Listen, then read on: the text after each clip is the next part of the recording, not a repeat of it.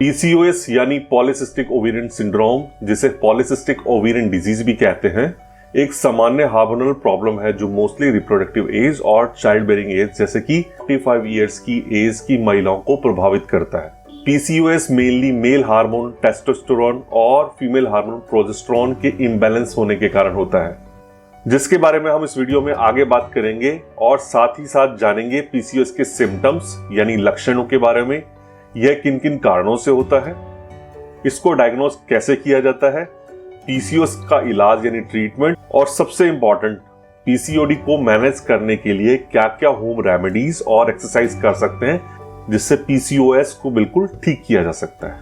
So friends, आइए सबसे पहले हम जानते हैं कि पीसीओएस के सिम्टम्स क्या क्या होते हैं। Number 1, regular periods. पीसीओएस से सफर कर रही महिलाओं को इरेगुलर और हैवी पीरियड्स हो सकते हैं। नंबर 2, मुहासे या एक्ने। पीसीओएस में हार्मोनल इम्बैलेंस के कारण फेस पर मुहासे यानी एक्ने निकल सकते हैं। Number 3, excessive hair growth. Androgen के हाई लेवल से फेस, चेस्ट, बैक और थाइस पर एक्स्ट्रा हेयर ग्रोथ हो सकती है। नंबर 4, वेट का बढ़ना। पीसीओएस में इंसुलिन रेजिस्टेंस की वजह से वजन बढ़ सकता है और वजन को कम करना उतना ही मुश्किल हो सकता है। नंबर 5, बालों का पतला होना। एंड्रोजन के हाई लेवल से स्कैल्प के बाल स्पेशली क्रैनियल रीजन से पतले हो जाते हैं और बाल झड़ने लगते हैं। नंबर 6, स्किन पर ब्लैक स्पॉट हो जाना।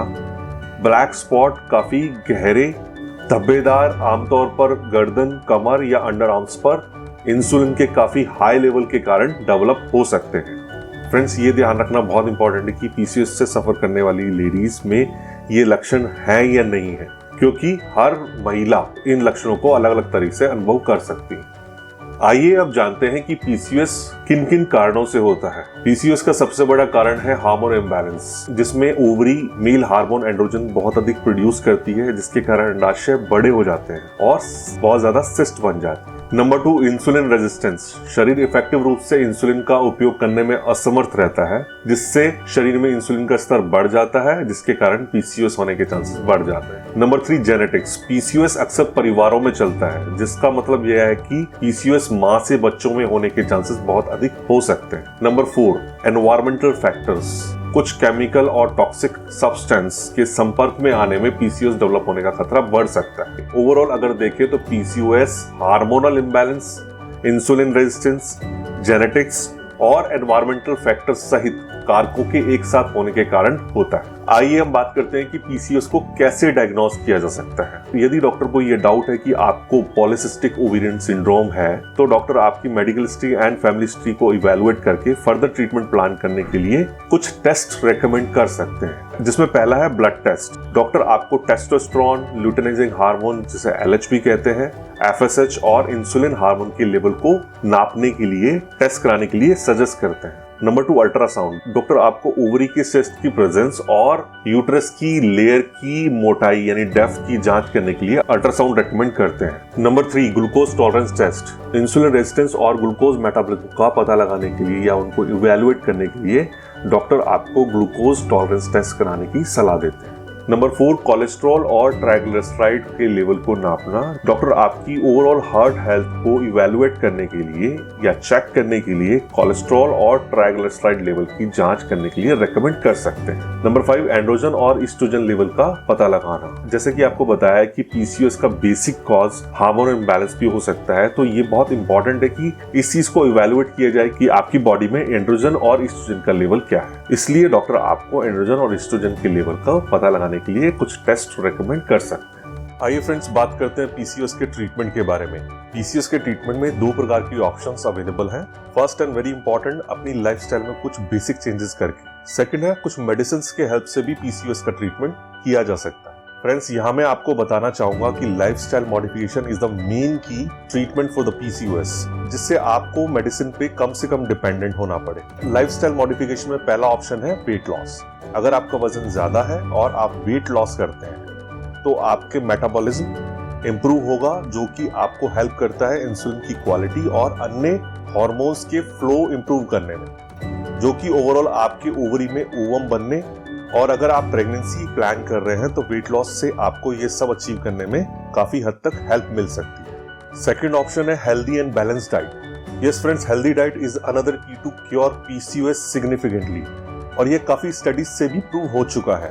तो हम बात करते हैं कि पीसीओएस में क्या खाना चाहिए और क्या नहीं खाना चाहिए। पीसीओएस में क्या नहीं खाना चाहिए। पीसीओएस में आमतौर पर स्वीट चीजें जैसे कि cold drinks, jaggery, Honey, chocolates, even मीठे फ्रूट्स लाइक चीकू, आम और लीची जैसे फ्रूट्स नहीं खाने चाहिए। इसके अलावा रिफाइंड फ्लावर यानी मैदा से बने प्रोडक्ट जैसे कि bread, pastry, cookies, loaf, muffins, pizza और बर्गर, या फिर ऐसी चीज जिसमें स्टार्च होता है लाइक पोटैटो, राइस, अरबी, कॉर्न आदि भी अवॉइड करना चाहिए। इसके अलावा चाय और कॉफी या तो बिल्कुल बंद कर दें, और अगर अवॉइड नहीं कर सकते हैं तो क्वांटिटी को लिमिटेड कर सकते हैं। आइए अब बात करते हैं कि पीसीओएस में क्या खाना चाहिए।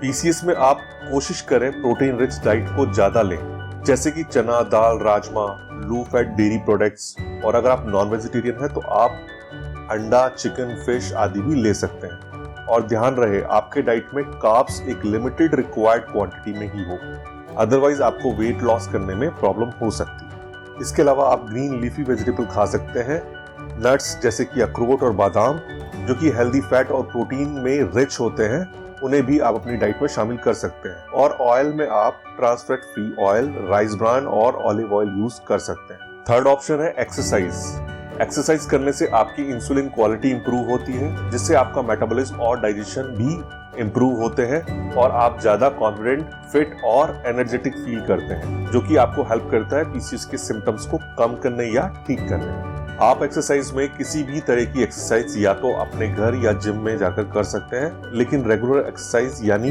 30 to 45 मिनट्स और वीक में एटलीस्ट 5 डेज एक्सरसाइज जरूर करें, जिसमें आप 3 से 4 तरह की एक्सरसाइज को मिक्स भी कर सकते हैं, जैसे आप yoga, Zumba, weight lifting, CrossFit, कोई भी एक्सरसाइज ऑप्ट कर सकते हैं। इसके अलावा एप्रोप्रिएट यानी 6 to 8 आवर्स की नींद लेना, टाइमली खाना खाना और स्ट्रेस लेवल को कम करना भी पीसीओएस के सिम्टम्स को ट्रीट करने में बहुत हेल्प करते हैं। पीसीओएस के दूसरे ट्रीटमेंट ऑप्शन में शामिल है मेडिसिन्स।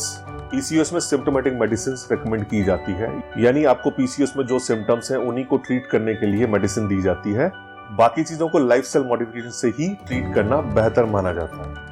अगर आपके पीरियड्स इरेगुलर है या और भी इससे रिलेटेड प्रॉब्लम है तो ओरल कॉन्ट्रासेप्टिक पिल्स डॉक्टर द्वारा रिकमेंडेड डोज में दी जाती है। अगर आपका वेट ज्यादा है और रिड्यूस करना डिफिकल्ट हो रहा है तो आपकी इंसुलिन की क्वालिटी को इम्प्रूव करने और इंसुलिन रेजिस्टेंस को कम करने को ध्यान में रखते हुए कुछ medicine like metformin and myoinositol doctor द्वारा प्रिस्क्राइब की जाती है। अगर आपको आपकी बॉडी में एंड्रोजन्स यानी टेस्टोस्टेरोन लेवल बढ़ने की वजह से हेयर लॉस या एक्ने की प्रॉब्लम है तो उससे related anti testosterone medicine like spironolactone, flutamide या फिनास्ट्राइड मेडिसिन दी जाती है। अगर आप प्रेगनेंसी प्लान कर रहे हैं या आपको पीसीओएस की वजह से एग फॉर्मेशन में प्रॉब्लम है तो डॉक्टर आपको क्लोमिफेन सिट्रेट और लेट्रोजोल जैसी मेडिसिन देना प्रेफर करते हैं, जो आपको ईस्ट्रोजन एंड एफएसएच लेवल में इंप्रूव करके आपको हेल्दी एग फॉर्मेशन में हेल्प करते हैं। सो फ्रेंड्स, अगर आपको पीसीओएस से रिलेटेड कोई भी क्वेरी है तो दिए गए नंबर पे आप कॉल कर सकते हैं।